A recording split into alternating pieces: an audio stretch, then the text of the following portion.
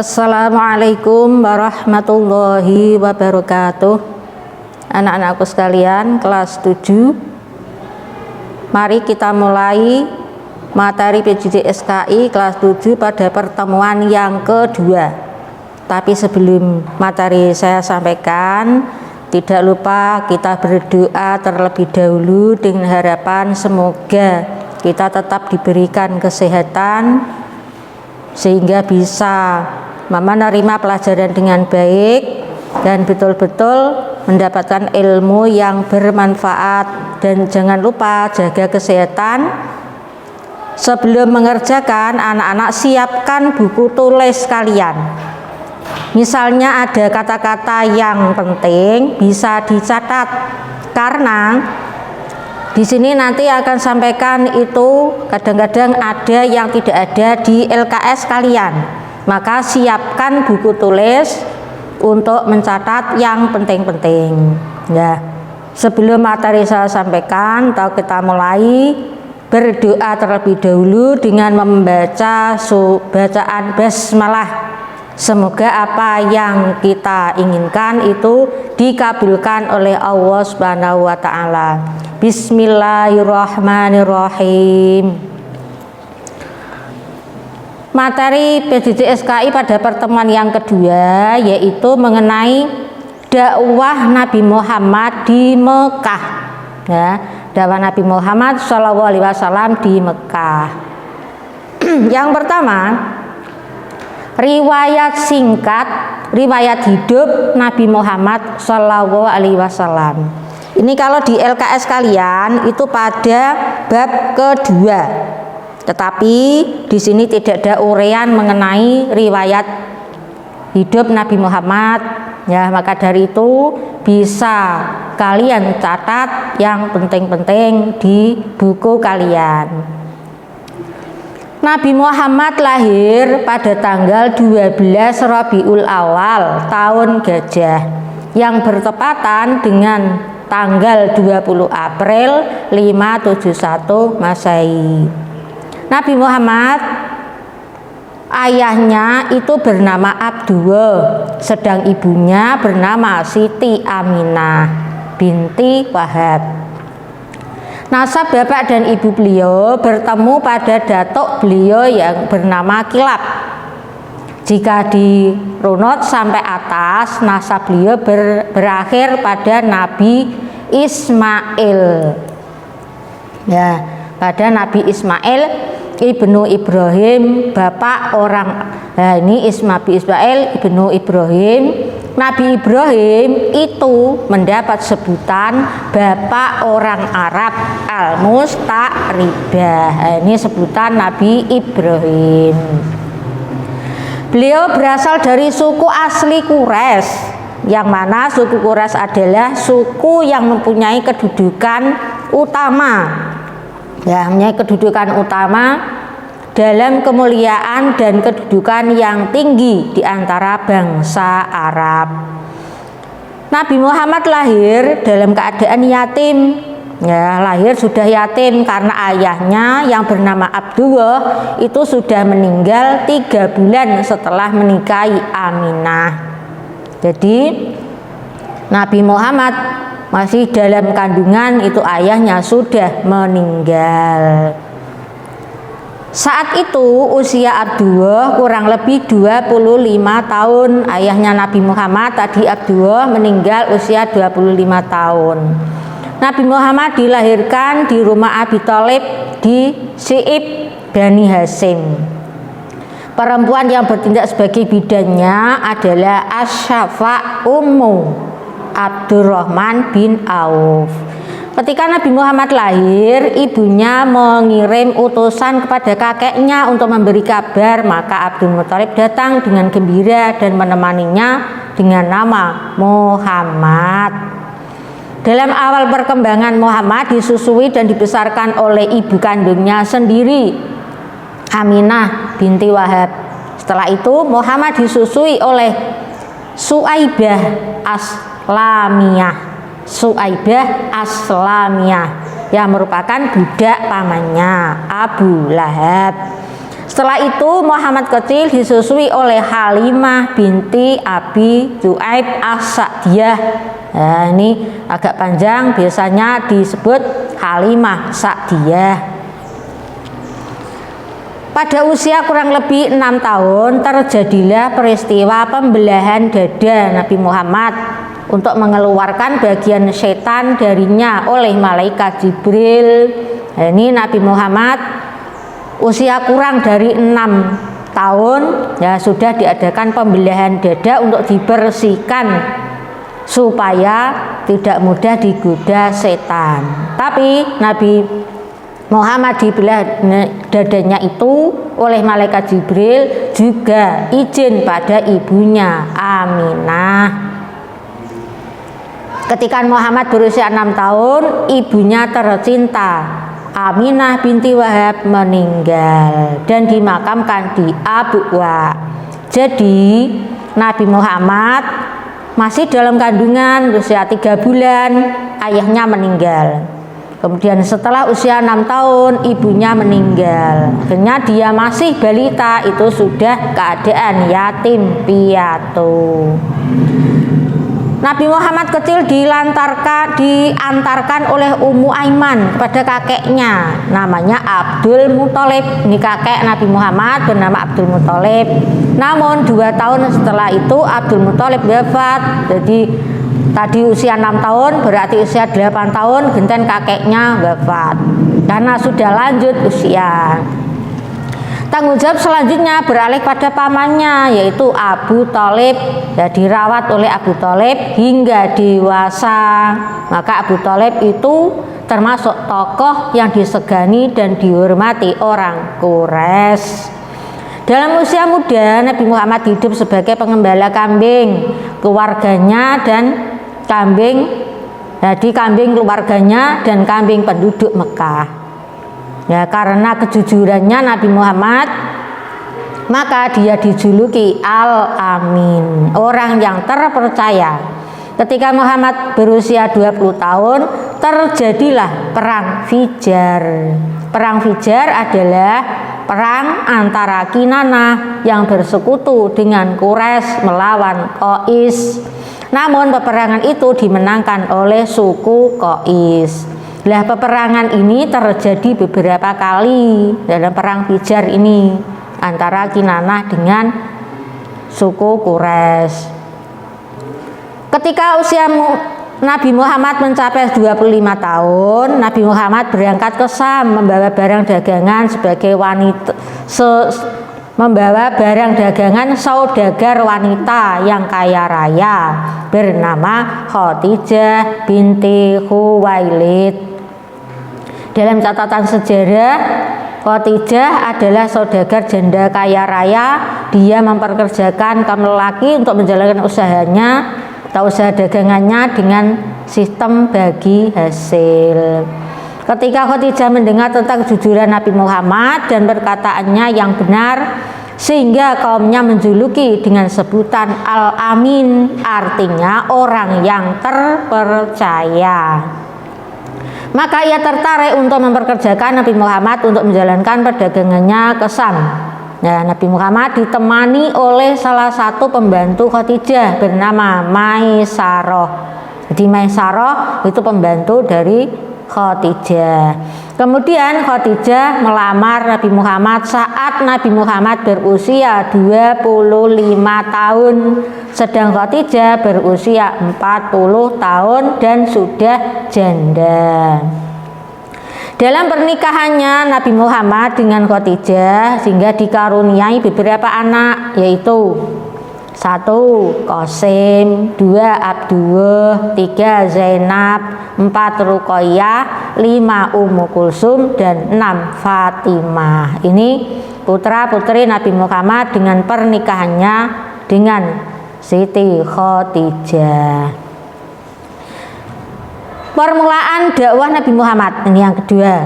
Ketika Nabi Muhammad mencapai usia sempurna yaitu 40 tahun, Nabi Muhammad diangkat sebagai nabi dan rasul. Peristiwa itu terjadi pada bulan Juli tahun 610 Masehi sebagaimana dijelaskan oleh Mahmud Basya ahli falak bahwa peristiwa itu bertepatan tanggal 17 Ramadan tahun 13 sebelum Hijriah. Beliau diangkat ketika sedang bertahanus di Gua Hira. Gua Hira di Jabal Nur. Ya, tepat tanggal 17 Ramadan ketika Nabi Muhammad berada di Gua Hira, maka datanglah malaikat Jibril dengan menyampaikan wahyu. Saat itu malaikat Jibril datang tidak terlihat bayangannya, tapi ada suaranya. Maka Nabi Muhammad merasa gemetar saat didatangi oleh malaikat Jibril, dan Nabi Muhammad belum tahu siapa itu yang mendatangi beliau. Nah, Nabi Muhammad tidak tahu.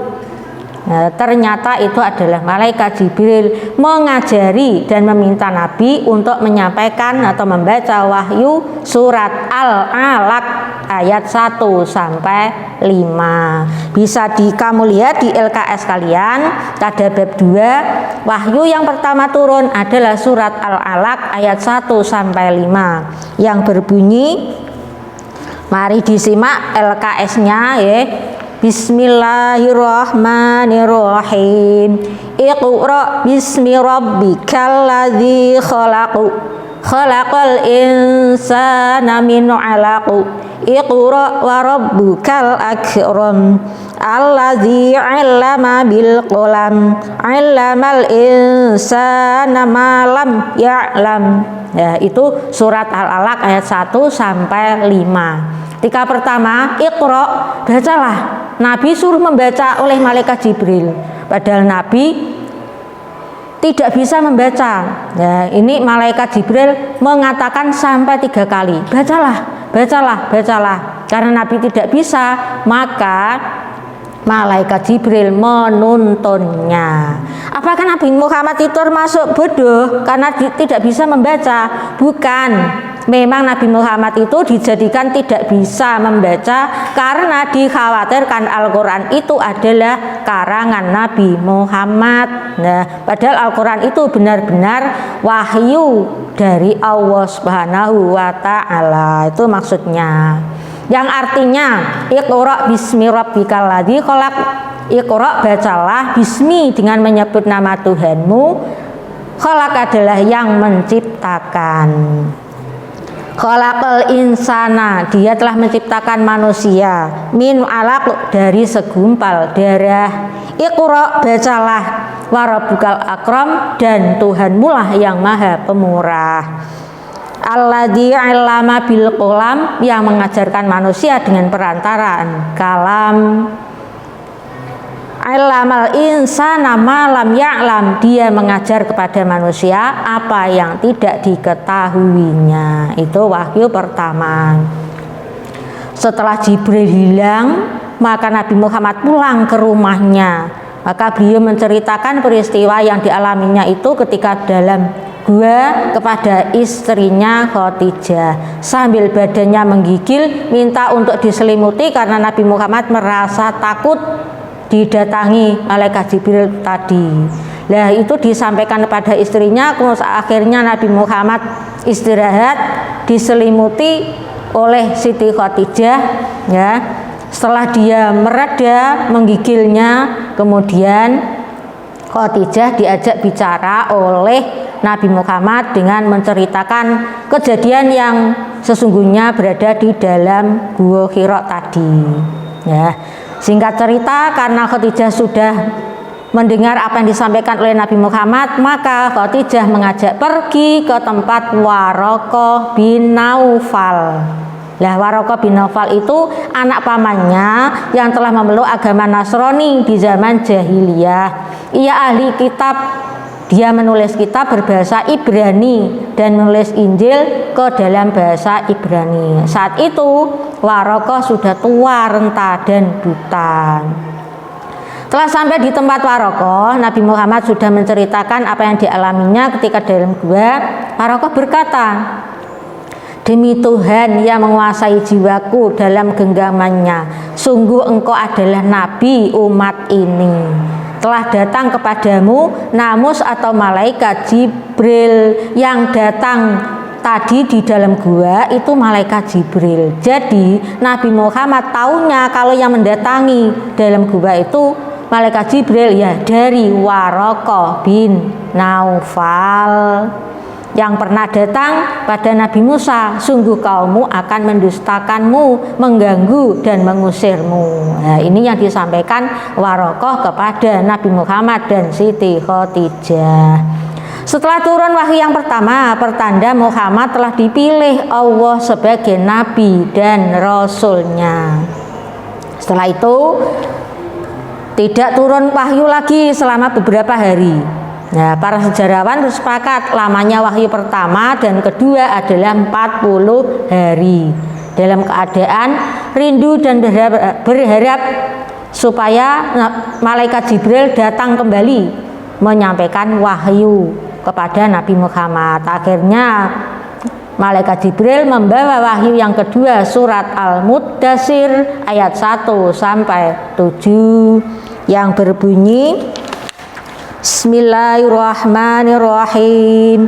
Ya ayyuhal muddatsir qum fa'anzir wa rabbaka fakabbir wa thiyabaka fatahhir wa rujza fahjur wa la tamnun tastakthir wa li rabbika fasbir. Ya, ini sudah ada di LKS kalian, tinggal kamu menyimak di LKS kalian, yang artinya surat Al-Muddatsir, hei orang-orang yang berkemul atau berselimut, bangunlah lalu berilah peringatan, dan Tuhanmu agungkanlah, dan pakaianmu bersihkanlah, dan perbuatan dosa tinggalkanlah, dan janganlah kamu memberi dengan maksud memperoleh balasan yang lebih banyak, dan untuk memenuhi perintah Tuhanmu bersabarlah.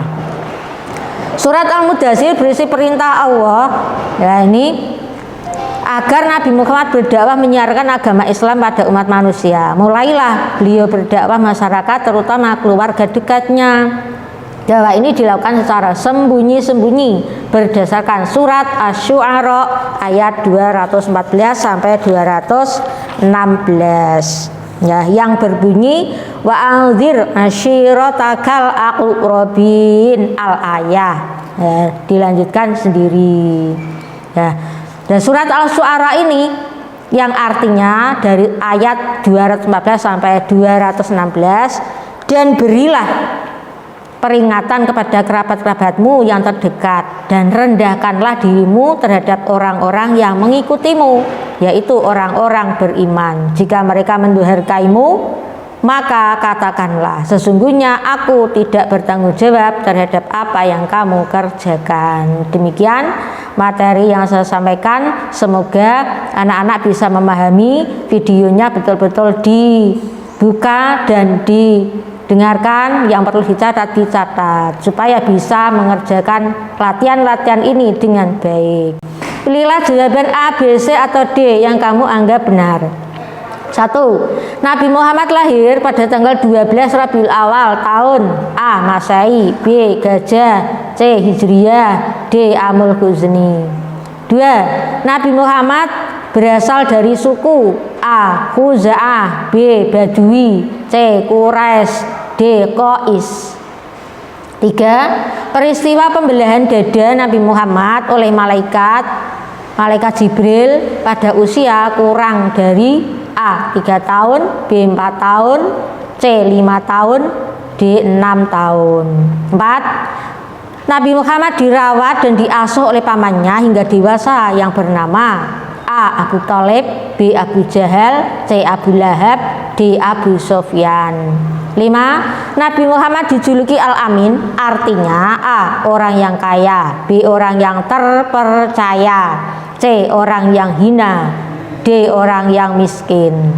6. Dari pernikahannya atau dari perkawinannya dengan Khadijah, Nabi Muhammad dikaruniai beberapa anak, yaitu ada A. 4, B. 5, C. 6, D. 7. 7. Ketika Nabi Muhammad sedang bertahanus di Gua Hira, malaikat Jibril datang menyampaikan wahyu tepatnya pada tanggal A. 17 Ramadan, B. 17 Syawal, C. 17 Dzulqa'dah, D. 17 Dzulhijjah. 8. Khadijah mengajak Nabi Muhammad untuk ke rumah anak pamannya setelah didatangi malaikat Jibril, yaitu bernama A. Suraqah bin Naufal, B. Waraqah bin Naufal, C. Abdullah bin Saba, D. Abdullah bin Abu Bakar. 9. Wahyu yang pertama turun adalah surat A. Al-Falaq ayat 1 sampai 5, B. Surat Al-A'la ayat 1 sampai 5, C. Surat An-Nasr ayat 1 sampai 5, D. Surat Al-Alaq ayat 1 sampai 5. 10. Malaikat Jibril datang kembali dengan membawa wahyu yang kedua, yaitu surat Al-Mudaththir ayat A 1 sampai 4, B 1 sampai 5, C 1 sampai 6, D 1 sampai 7. Demikian soal yang saya bacakan dan kami ucapkan sekian. Assalamualaikum warahmatullahi wabarakatuh.